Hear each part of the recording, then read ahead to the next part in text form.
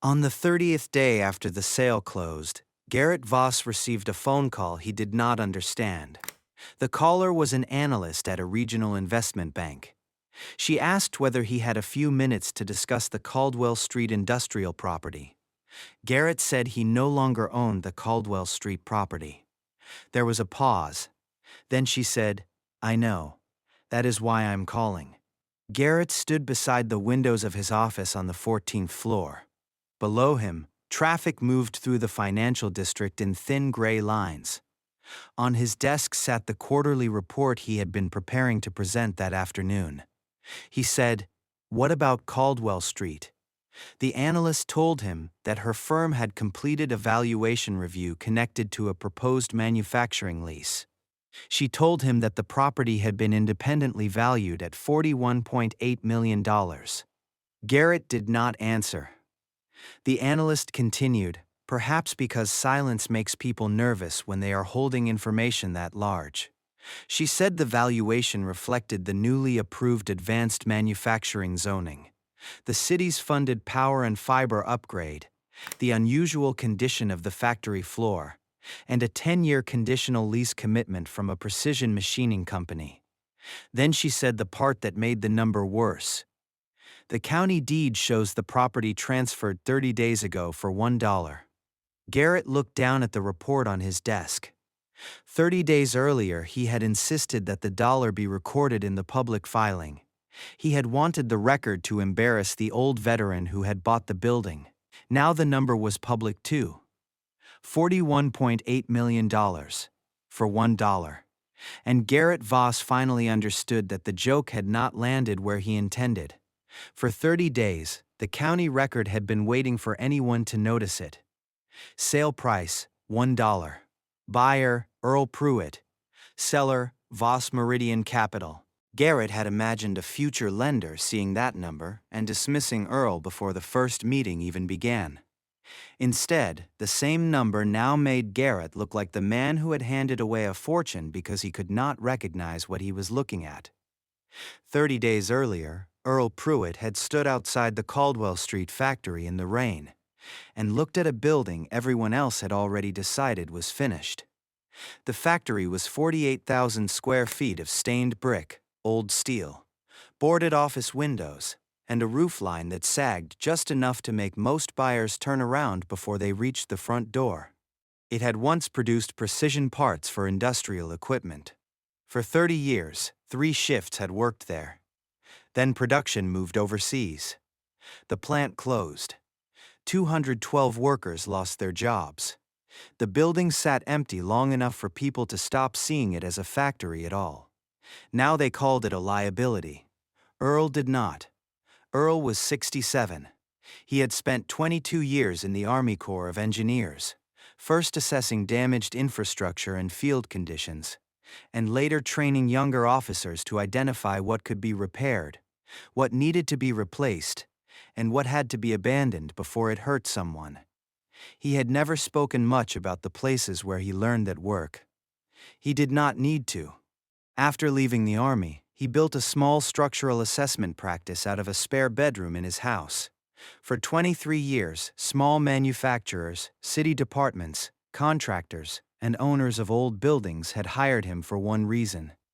Earl told the truth. He did not tell people what they wanted to hear. He told them what the building was, what it could become, and what it would cost to get there. He kept a log of every property he assessed. The Caldwell Street factory would become number 413. Earl was not wealthy in the way Garrett Voss understood wealth. He drove a 9-year-old truck because he liked machines that could be maintained. He lived alone since his wife's death 5 years earlier. In a paid-off house he kept in repair, one careful job at a time. His daughter, Renata, lived 40 minutes away and called every Sunday. She had spent 2 years telling him that he could retire whenever he wanted. Earl always gave the same answer. "I like having somewhere to go." "What about fishing?" "I can fish on Saturday." "What about taking a trip?" "I can take a trip after I finish this report." Renata would sigh because she knew what he meant. Earl did not work because he was unable to stop. He worked because he liked being useful. A building was a question with an answer somewhere inside it. He had savings, he had a paid-off house, he had a modest retirement account and a reputation strong enough that local lenders returned his calls. He was not looking for a miracle. He was looking at a building that other people had misunderstood. Earl had seen its listing in a municipal bulletin. Not a flashy advertisement, not a broker's pitch, a public planning notice. Most people ignored planning notices. Earl read them every week. He knew the Caldwell corridor was scheduled for two things that mattered: a city-funded high-capacity power upgrade and fiber infrastructure capable of supporting automated manufacturing systems. He also knew a rezoning vote was already on the commission agenda for the following month. The building had been listed as light industrial. The new classification would allow advanced manufacturing and technology uses. To most people, those were dry words in a public document. To Earl, they were the first two pieces of a larger picture. The third piece was inside the building. He called Voss Meridian Capital and asked who managed the property. Eventually, the call reached Garrett Voss. Garrett was 54. The managing director of a commercial real estate holding company with 17 properties across 3 states. He was competent, organized, and accustomed to people calling him with ideas they could not afford to execute. The Caldwell Street property had been a problem on his books for 4 years. The roof leaked. The electrical system was outdated. 2 loading bays had been flagged. The HVAC system was near the end of its life. 2 potential buyers had walked away. Voss Meridian had written the property down to nearly zero. Garrett took Earl's call because he was tired of paying to keep an empty building empty. Earl introduced himself. He said he was a structural assessment consultant. He said he had served in the Army Corps of Engineers. He said he was interested in the Caldwell property. Garrett asked what he planned to do with it. Earl said, "I'm considering a manufacturing operation." Garrett looked at the files on his desk. Then he said, "How much are you prepared to offer?" Earl said, "I need to inspect the interior first." "The price is the issue," Garrett said. "With respect," Earl replied, "the price is never the first issue with a distressed property. The roof, the electrical system, the loading bays, and the zoning are the issues. I can't give you a real number until I know which problems are real." Garrett leaned back in his chair. He had heard this kind of confidence before. Usually, it came from men who wanted to sound larger than their bank accounts. He said he would arrange an inspection. 2 days later, Earl arrived with a flashlight, a notebook, work boots, and no interest in impressing anyone. The inspection lasted 3 hours. Garrett sent a junior asset manager to accompany him, mostly because company policy required somebody from Voss Meridian to be present. The young man carried a tablet and spent the first 20 minutes explaining that the building had already been assessed several times. Earl listened politely. Then he asked, "Which assessment separated the roof failure from the vent flashing?" The asset manager looked at his tablet. "I'd have to check." "And which one tested floor tolerance across the central production bay?" "I don't know," Earl nodded. "That's all right." He started with the frame, then the roof, then the electrical system, then the loading bays, then the floor. The roof was damaged, but not as badly as the last inspection report claimed. One of the 3 major moisture findings was not structural intrusion at all. It was a failed vent flashing. The electrical system needed a panel upgrade, not a full replacement. 1 loading bay required serious repair. The second needed concrete work that looked expensive only because the previous report had described it badly. The HVAC system was old, but it was not the kind of problem that killed a deal. Then Earl walked onto the main manufacturing floor. He stopped. The concrete was nearly perfect, not polished, not pretty, but level in a way that mattered. It had been maintained by people who understood precision work. The floor could handle high-tolerance machining equipment without the kind of costly reinforcement a new facility would require. Earl crouched near a long expansion joint. He ran his hand along the surface. Then he stood and looked across the empty factory. The building was not worthless. It was misread. Outside, Garrett's property manager watched Earl write in his notebook and asked what he had found. Earl said, "A building with 3 manageable problems and 1 very expensive advantage." The property manager laughed. "What advantage?" Earl looked back through the open loading door. The floor. That evening, Earl requested the municipal infrastructure file. It confirmed what he suspected. The power and fiber upgrade was fully funded. Contracts had already been awarded. Construction was scheduled to begin in 6 weeks. The rezoning vote was 18 days away. And Earl had 2 clients who had been looking for exactly this kind of facility for more than a year. They needed high-capacity power. They needed reliable data infrastructure. They needed room for precision equipment. And they needed a floor they would not have to rebuild from scratch. Earl did not tell Garrett any of that. Not because it was secret, because Garrett had access to the same public information. He simply had not put the pieces together. The next morning, Earl called him. "I'm prepared to make an offer," he said. Garrett glanced at the Caldwell file. "Go ahead." $1. Garrett laughed once. It was not a friendly laugh. "You inspected a 48,000 square foot factory and came back with $1? Earl said. "You have carried the property for 4 years. You have failed to sell it twice. You have remediation costs. Your own reports treat the zoning as an obstacle. I will take the building as is. No contingencies. Clean title transfer. $1. Garrett's face tightened. "That is an insult." "It is a number," Earl said. "Whether it insults you depends on whether you believe your own records." Garrett ended the call without answering. For 2 days he discussed the offer with his team. One executive said accepting $1 would look humiliating. Another said the veteran was probably chasing a dream he could not finance. Garrett listened to both. Then he thought about the carrying costs, the insurance, the security, the failed buyer meetings, the reports piling up in the file. At one point, his acquisitions director said, "He wants to play industrialist with a ruined factory. Let him." Garrett looked through the conference room glass at the skyline beyond it. "What happens if he fails?" he asked.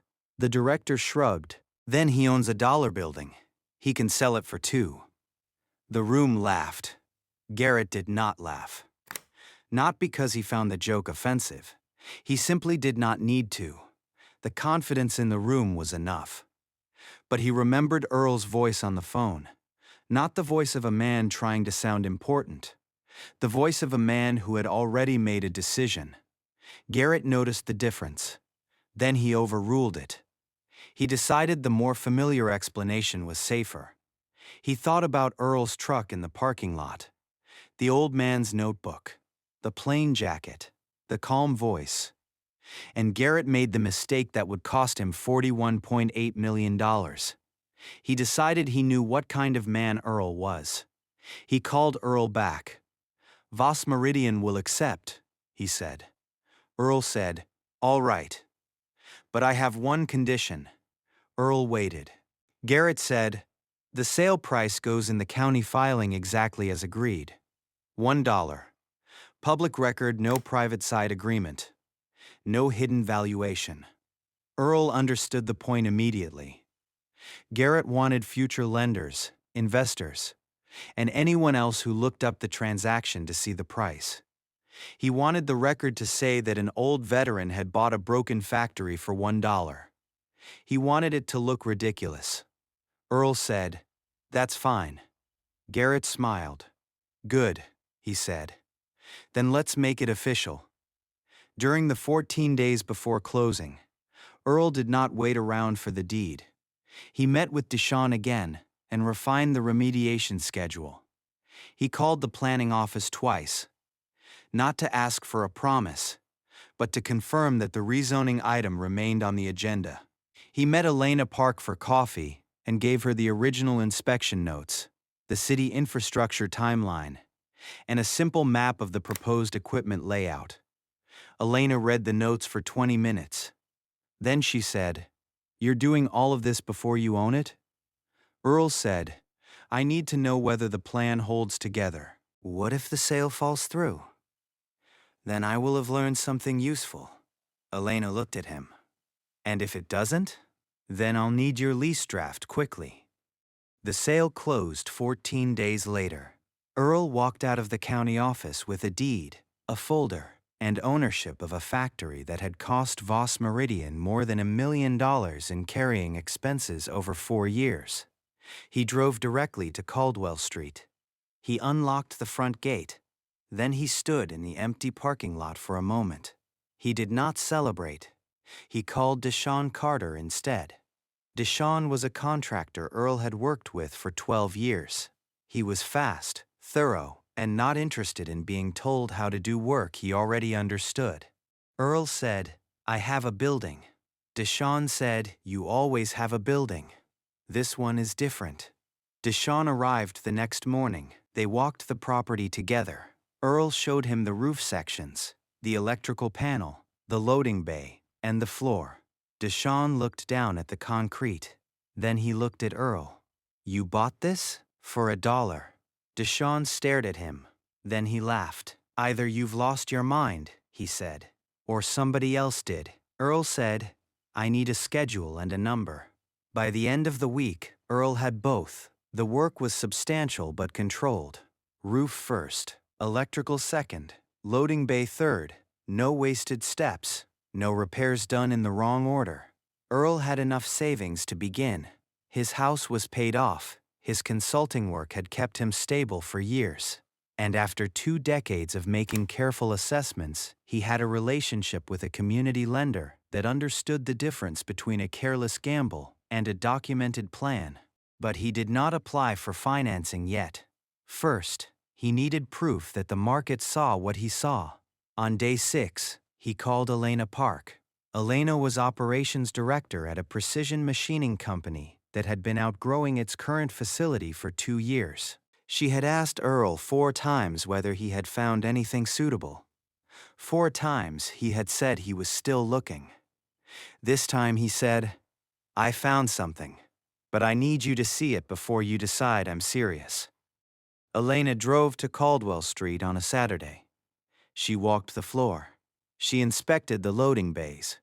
She read the city infrastructure timeline. Then she stood in the center of the factory with her hands in the pockets of her coat. "This floor is real," she said. "Yes," Earl replied. "And the rezoning? 18 days. And the power upgrade? Funded. Construction starts in 6 weeks." Elena looked across the building again. "If the vote passes," she said, "we would want a 10-year lease." Earl nodded once. "That's why I called you." They did not sign anything that day. But Elena asked her legal team to begin drafting a conditional letter of intent. The condition was simple. The zoning had to pass. The core remediation had to be funded. Earl said it would. He did not say how certain he was. He had learned long ago that certainty is not something you announce before the work is complete. On day 18, the Planning Commission met. Earl sat in the public gallery with his notebook on his lap. Garrett Voss did not attend. The rezoning was item 7 on the agenda. For 20 minutes, city planners discussed language most people in the room barely followed: permitted uses, freight access, employment projections, utility capacity, regional manufacturing demand. Earl followed every word. He did not need the commissioners to make the building valuable by themselves. He needed them to remove the last barrier that had kept the right tenant from considering it. When the vote was called, it passed 8-1. Earl wrote the result in his notebook. Then he closed it. Outside, his phone vibrated. It was a message from Elena. "Send the revised lease draft." Earl looked back through the windows of the planning building at the gray industrial corridor in the distance. "Already sent," he replied. The following morning, The city issued a public announcement describing the Caldwell Corridor as a priority zone for advanced manufacturing. By lunchtime, the article was in 3 local business newsletters. Elena sent Earl a message. Send the revised lease draft. On day 21, her company signed the conditional letter of intent. 10 years. Market rate under the new zoning. A commitment to take the building once the roof, electrical system, and loading bay were complete. The community lender reviewed the document, the contractor schedule, the zoning record, and the city infrastructure plan. Then it approved the bridge financing Earl needed to finish the work. That was the moment the building stopped being a possibility and became an asset. A regional investment bank was reviewing the lease for Elena's company when one of its analysts checked the county deed history. She saw the transfer, $1. She checked the zoning documents. She checked the fiber and power project. She checked the factory specifications. Then she requested an independent valuation.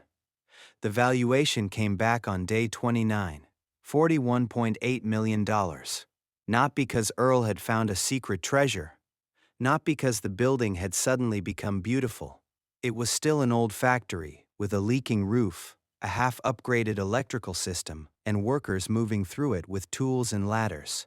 But under the new zoning, with a committed tenant, funded infrastructure, and a rare manufacturing floor, it was worth far more than anyone at Voss Meridian had understood. The analyst called Garrett the next morning, day 30. The number sat between him and his attorney like a physical object. Garrett's attorney was named Dana Rowe. She had worked with Voss Meridian for 11 years. She had seen Garrett win negotiations, survive market downturns, and walk away from deals other people would have chased. She had never seen him look confused. Garrett read the valuation again. Then he said, "Can we challenge the sale?" Dana did not answer immediately.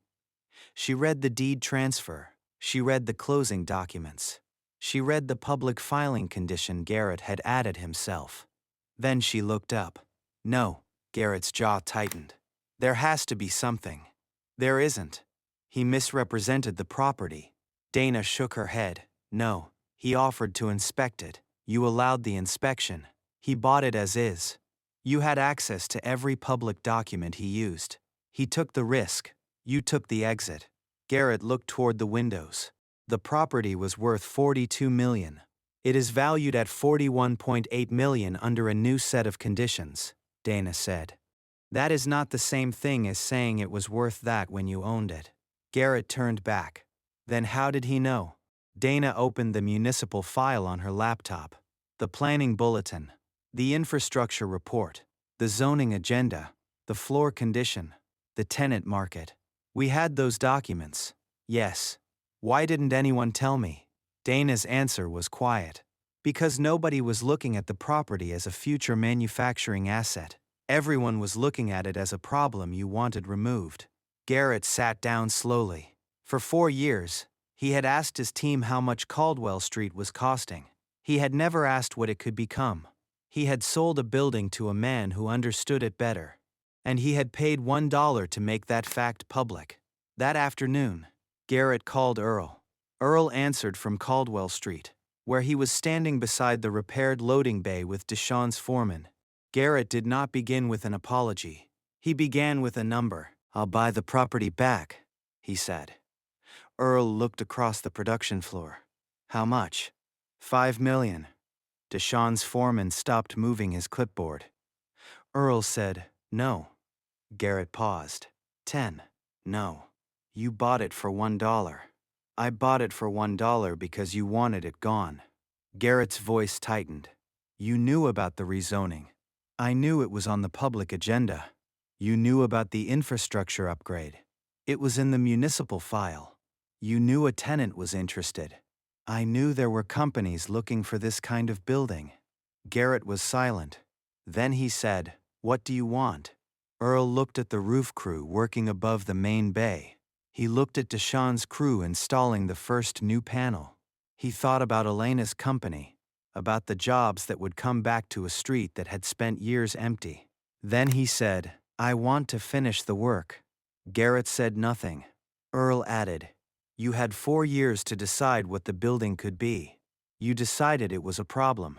I'm not selling it back because you changed your mind after someone else did the reading.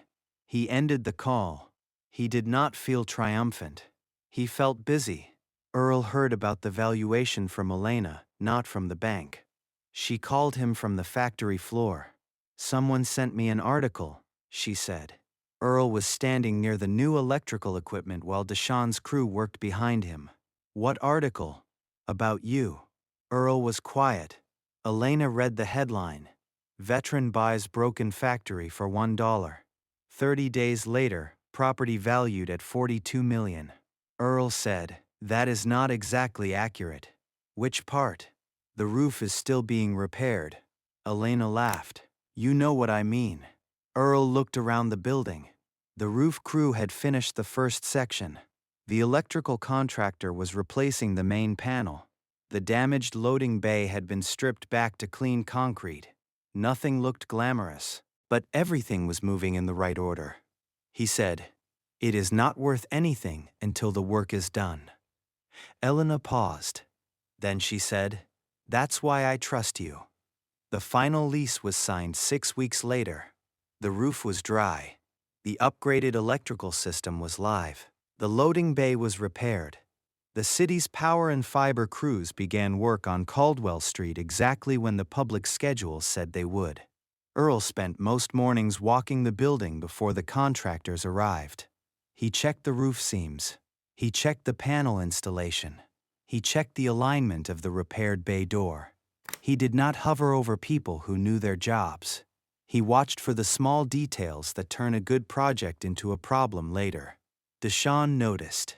One morning he handed Earl a coffee and said, You know most owners only come around when something goes wrong.